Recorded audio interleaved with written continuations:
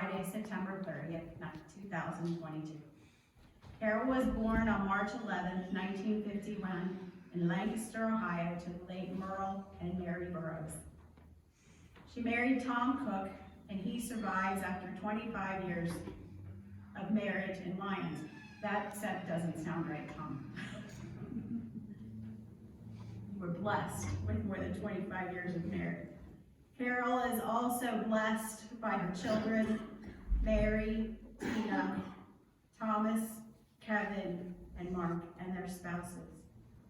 14 grandchildren, 5 great-grandchildren, sisters, Nina, Connie, and Lori. Carol was a faithful member of this congregation and loved her family dearly. You know, an obituary doesn't tell the whole story by any chance. Before the service, I was staying in the office, and I got to thinking, I didn't know Carol real well, so I don't have her history as a child, and I don't have, all those fun stories. And I'm standing there, and all of a sudden, I have this overwhelming presence of Carol looking at me and saying, it's not about me.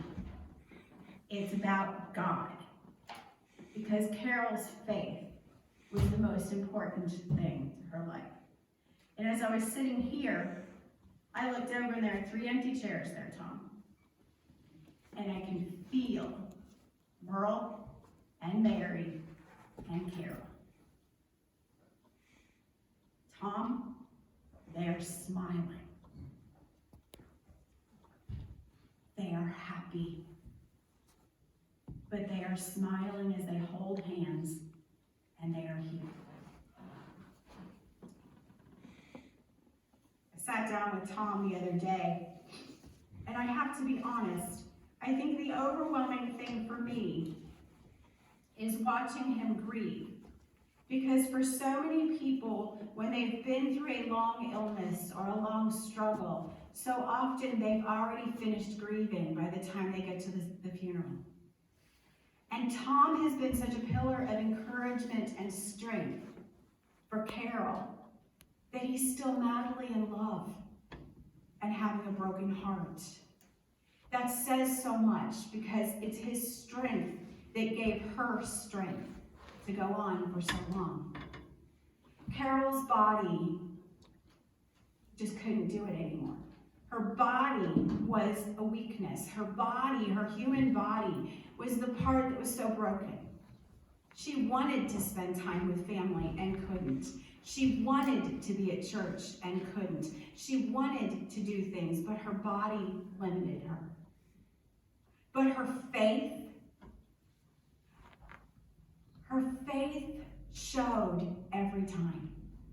Shortly after I came to be pastor here, we had Holy Week.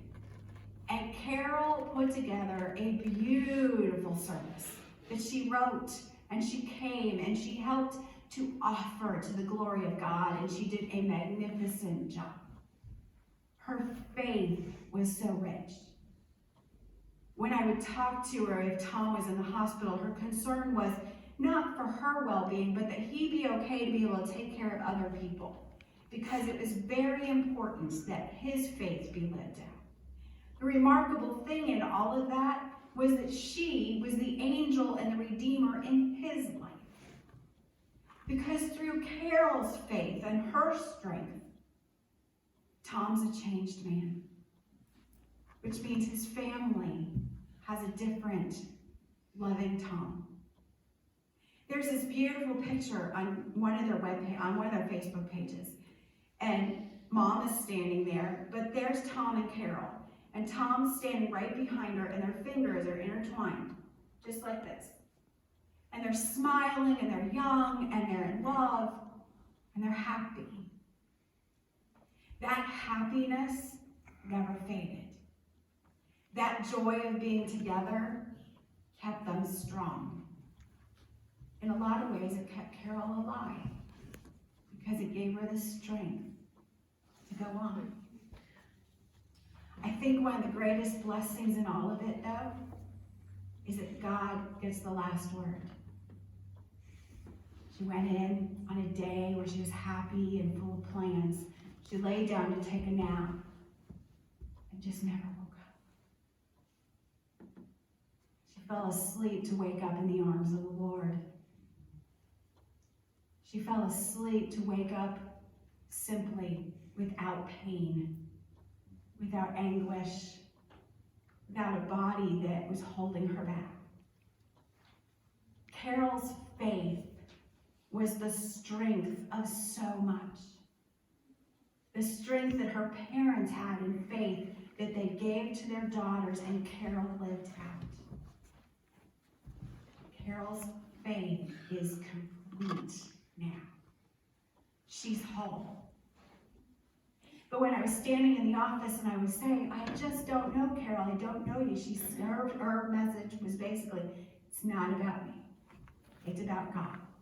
Remind people to listen to God's voice, to hear God's voice, and to let God lead each of us. We need to not be caught up in the brokenness or the problems of this life, but to hear God's glorious, loving presence. And let that guide us. To not let our broken bodies outweigh everything else. To not let so many problems that the world may throw at us overwhelm us. But to let God's voice win. To hear it every day. And to make every day pleasing in the Lord's sight. Tom wrote something he posted on Facebook, and I want to share it. Because they're both rich in their faith. Tom wrote this a week after she passed.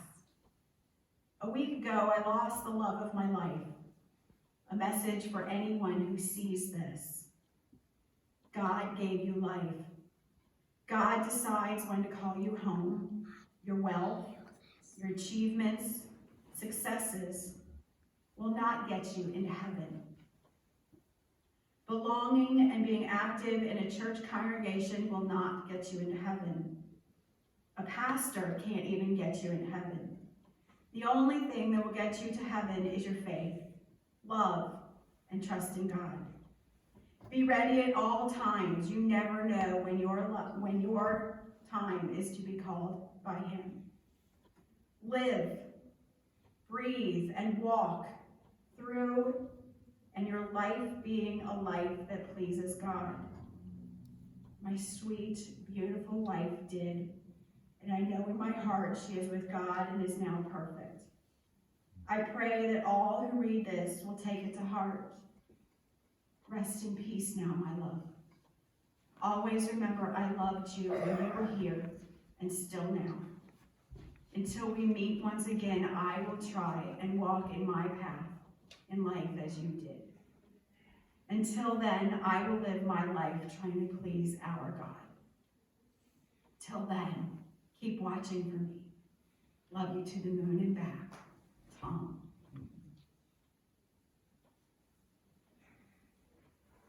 She was a blessing.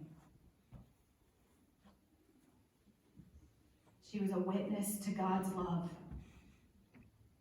Our lives should preach, and Carol's does. She loved her family.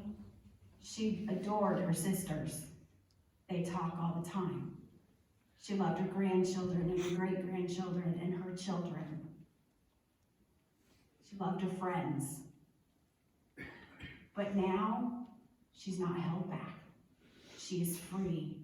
And as much as it hurts to let her go, we can celebrate that she no longer is in pain. And she is no longer struggling. And she no longer fights for breath. For the holy breath moves with her. And we know that God has said, well done, good and faithful servant. And I imagine in those 3 chairs are 3 very blessed souls. Let us pray.